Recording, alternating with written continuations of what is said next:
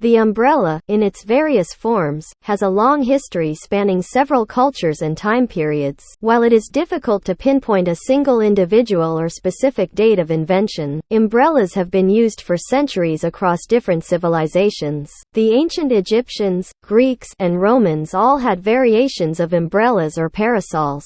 These early umbrellas were typically made of palm leaves, feathers, or fabric attached to a frame, and they were primarily used to provide shade from the sun. One notable advancement in umbrella design occurred in China during the Song dynasty, 960–1279. The Chinese invented the collapsible umbrella, which could be folded and unfolded for easy transportation. This innovation allowed the umbrella to be more practical and portable. In Europe, umbrellas gained popularity in the 16th century. They were initially imported from the East and were considered luxury items. However, it wasn't until the 18th century that the umbrella's design was significantly improved. Jonas Hanway, an English traveler and philanthropist, is often credited with popularizing the umbrella in the Western world. In the mid-18th century, Hanway began using an umbrella as protection against rain and ridicule. His use of the umbrella sparked curiosity and eventually led to its wider acceptance.